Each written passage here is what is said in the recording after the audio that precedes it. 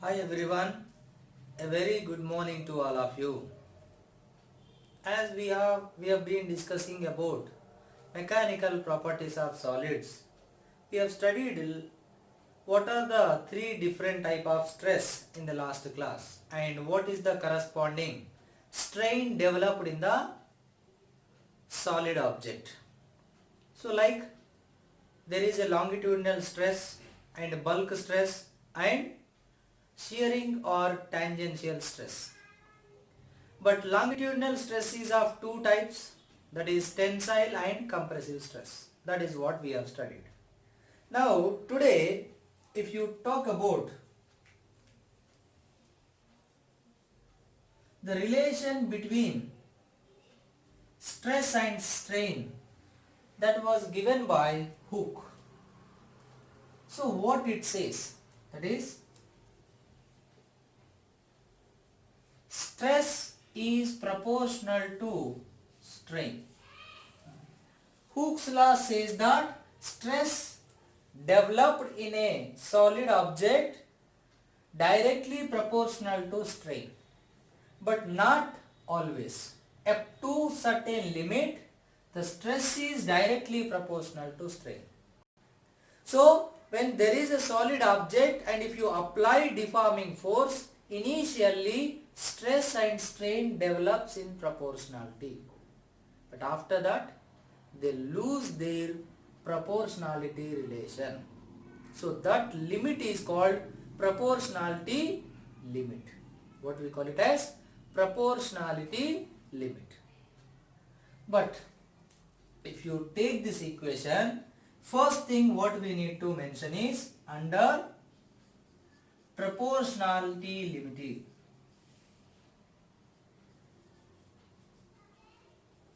Under the proportionality limit, the stress is directly proportional to strain.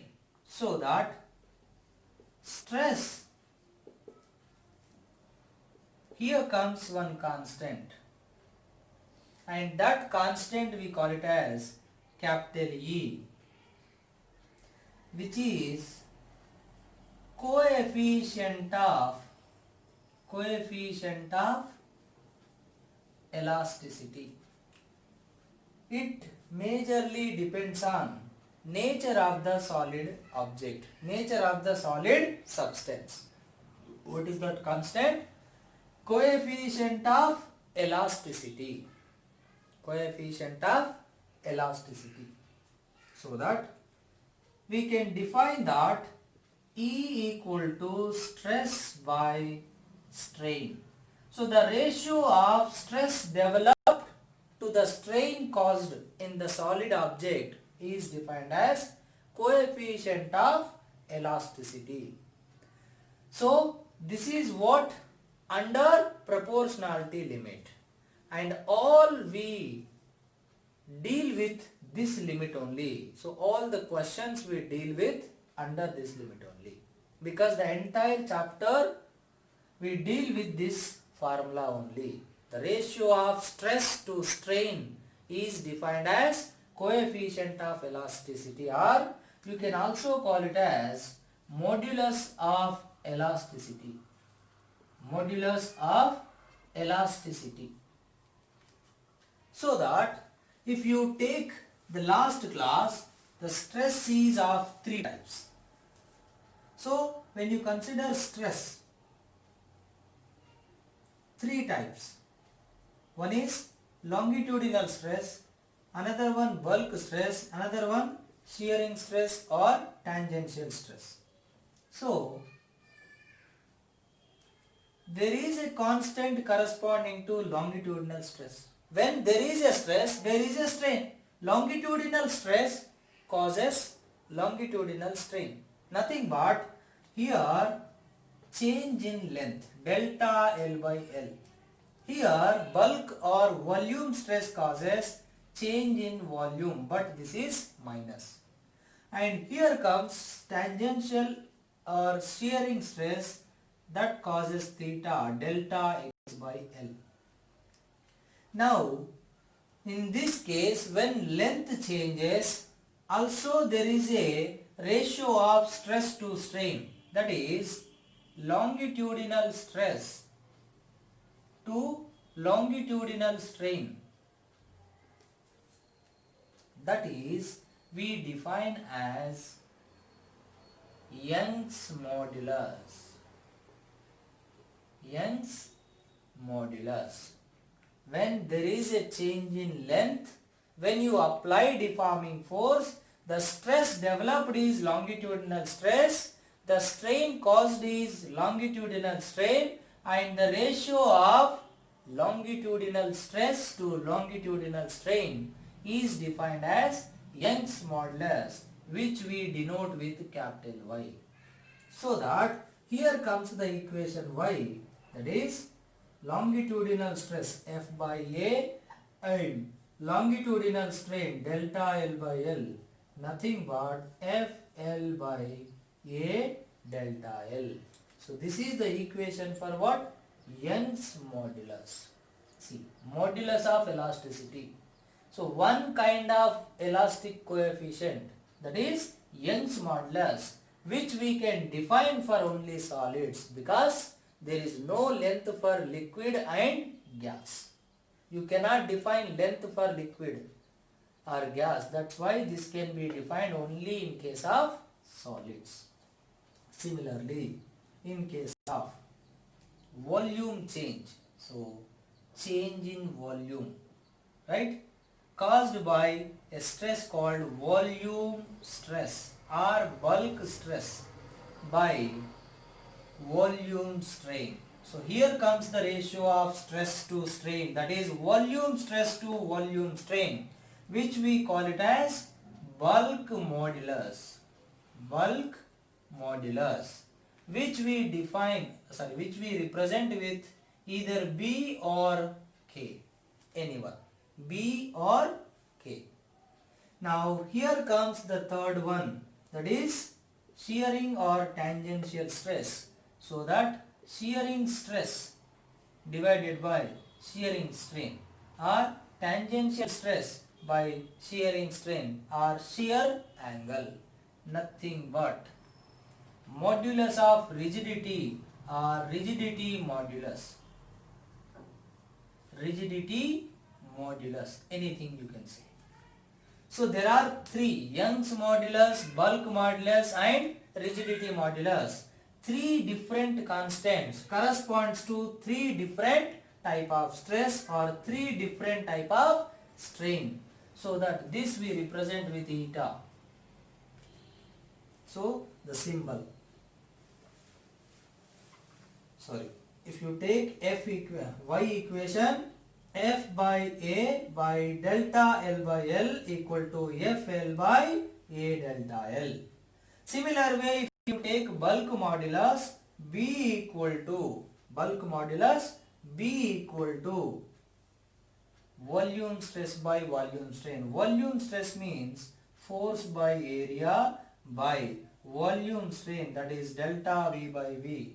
But I told you, in case of fluids we define this, that's why this is nothing but pressure. So minus P by delta V by V or minus PV by delta V. This is expression for bulk modulus. Similarly, if you take the third one, rigidity modulus neta equal to, that is shearing stress, that is same force by area by theta, nothing but F by A into theta, or theta is delta x by L, so FL by A delta x. So this is what the three formula which we have defined for three different constants in case of three different stress, which we have studied in the last class, right? And one more thing also you need to remember, that is what are the units of these modulus of elasticity.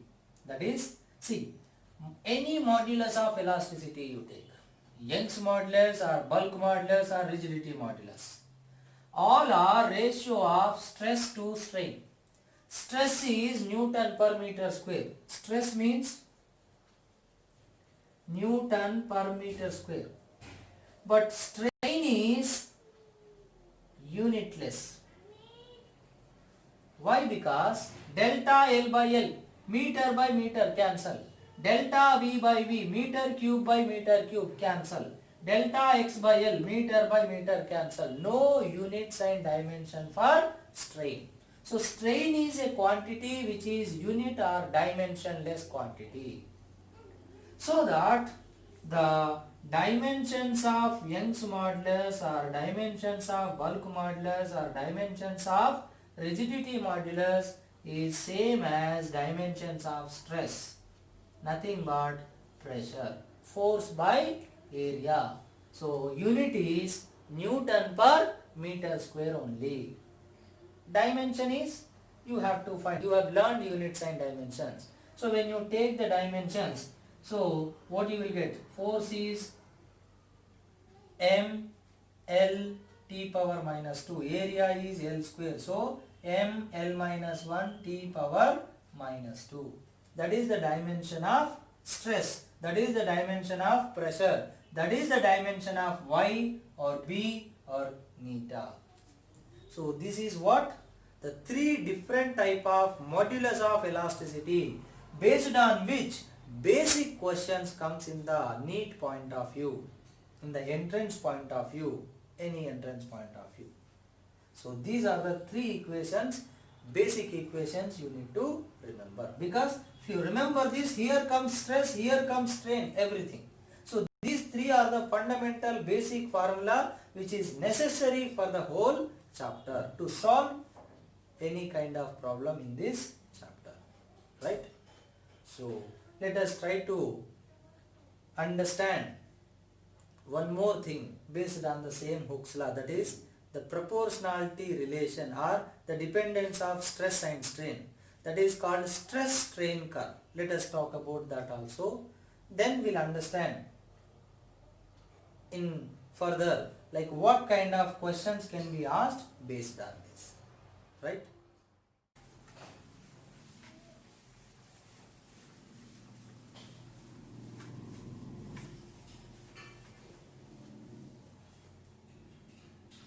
So let us try to understand about stress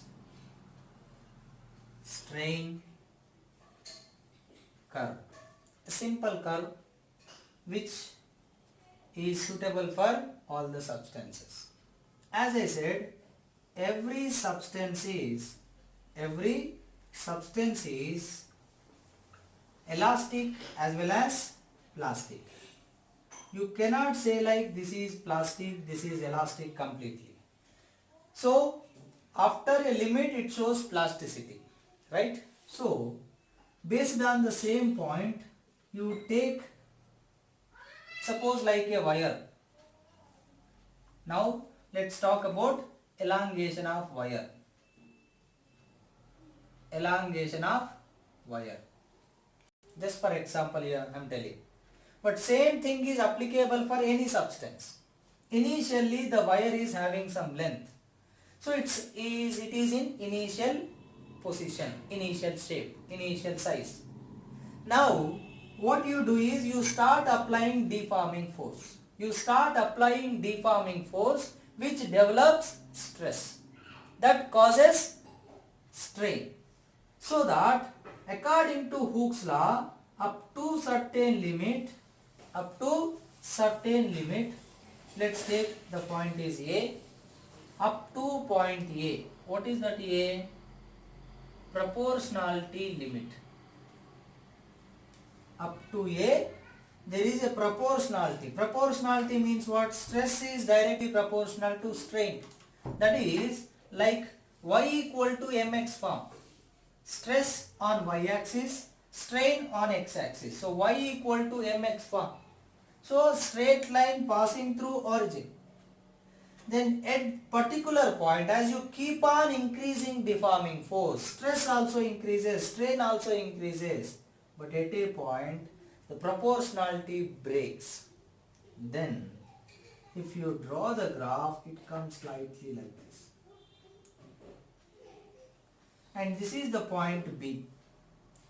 So what is this point B is? This is elastic limit. What is this elastic limit? That is, up to here proportionality is there, and if you remove the deforming force at this point, the body can regain its original shape. It can regain its original shape. Even after that, if you increase that, it can regain its original shape. It is losing the proportionality limit. But still from here to here also it is showing the elastic behavior, regaining its ability to regaining its original shape and size. That's why this is called elastic limit. So up to, let's take, suppose this is O. So O to B, what kind of behavior? Elastic behavior. The body, or here example wire, shows elastic behavior from O to B. Then the question is, if you still increase the stress, what happens? So if you still increase the stress slightly after losing elastic behavior, then what happens is, it changes. There is a change. Let's take this point is C. So this is like permanent set. Now after losing elasticity, if you still apply some force, deforming force, then stress developed causes there is a permanent change, because it loses its ability to regain. Then there is a permanent change happens in the object, like wire. If you apply force and remove it, then it can regain. But if you keep on applying, then at particular point it loses its elasticity and there is a permanent change happens, that is called permanent set. Now after that, you don't increase the further stress, still there is a strain causes. But when you start applying stress, from that point the strain is very high for a small change in stress. When you change the stress slightly, the strain increases very largely up to this proportionality. But after this point, what happens? The change in strain becomes very larger. Suppose initially for a stress of 10, the strain is 10. But later for the same stress 10, the strain will become 100. So the strain is very high. That means initially it becomes very harder to increase the length of wire. But once it increases by some length, it becomes easier to stretch it a bit more. There, for less stress change only, there is a larger change in strain, and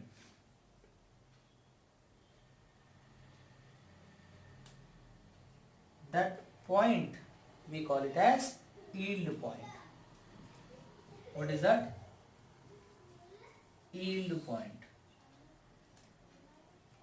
So it changes very highly and reaches maximum, then for lesser stress only it breaks.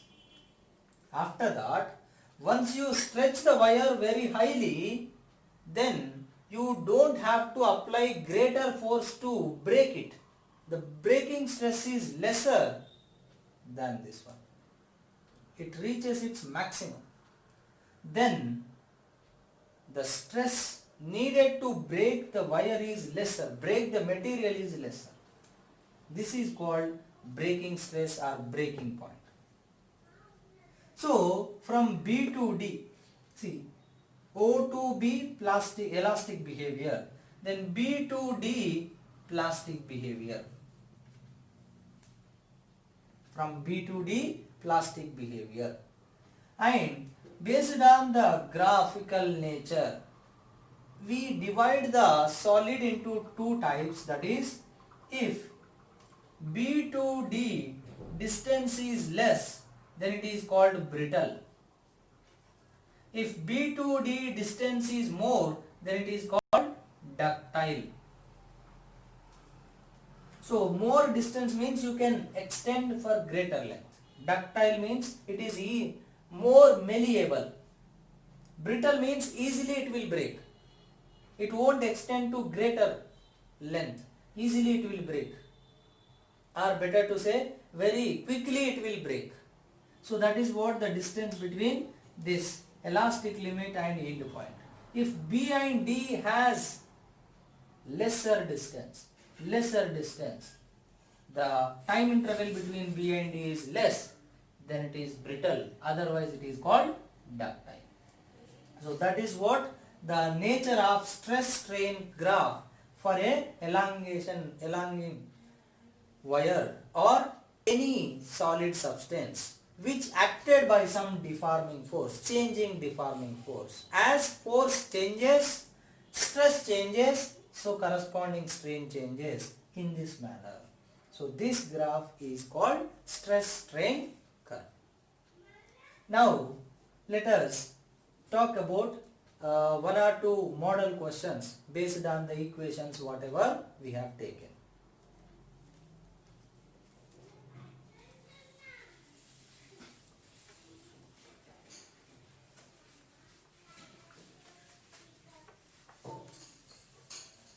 As we have studied three equations, that is y equal to Fl by A delta L and B equal to minus PV by delta V and eta equal to F by A theta or Fl by A delta X. Usually simple questions will come based on these equations, like suppose they will give force, length, area, everything. Area pi r square, because usually they will give wire. Wire is of cylindrical shape, so the area is circular. So A equal to pi r square. So y equal to Fl by pi r square delta L. So you have to substitute all the values. Take care of calculation. Like we have studied in basic mathematics, how to do the calculation, multiplication, division. Or they may give Young's modulus and they will ask you what is the value of force. Then force equation becomes YA delta L by L. Anything. Here 1, 2, 3, 4, 5. 5 equations. So that you can, out of 5, they give 4 quantities and fifth one you have to find. Or they give this, then they will ask delta L. Then what is the equation for delta L? Delta L equal to Fl by Ay. So they will give data. Just what you have to do is understand the question. Write the data. Take the formula and manipulate if it is needed. But take care of conversion of units, meter, centimeter, millimeter, and take care of calculation properly. So that is what simple type of questions you will get it. See, giving the question is like giving data, that is different, but you have to understand in what way you have to use. Then you can do it quickly and you can get it perfectly. Then other type of questions also will come, but those things we will discuss in the coming class. So basic questions I am telling. And here also same thing, like here or here like pressure. They will give how much pressure is applying, then what is the change in volume and what is the initial volume. Or sometimes here change in length or here change in volume. Suppose change in length. They may mention like length of the wire became double. You applied some force such that length became double. Then what is delta L will become 2L minus L. Then what is strain will become delta L by L1. Because they won't give L value. They won't give delta L value. They will say like this. In such situation, they are giving delta L by L indirectly. So you need to understand the question. Then you can make the equation. So that's why understand the question, take the data and take the formula and try to manipulate if it is not needed, then take care of calculation. Same with this one and this one also. They will mention every data. You have to take care of the suitable formula and the proper conversion of units. That's it. That's some kind of simple questions will come. Right? So please try to understand the difference between three different moduli of elasticity. Then you can solve the questions easily. Right? So but in the whole chapter you will get, or there is a more chances to get the questions based on this equation. That is related to same whatever we have discussed, elongation of wire. When you apply force, there is a stretch, there is a increase in the length, then there is a work done, there is some energy stored in the object. What is it, and what are all the types of questions we can expect related to that? So those things we'll study in the coming class, right?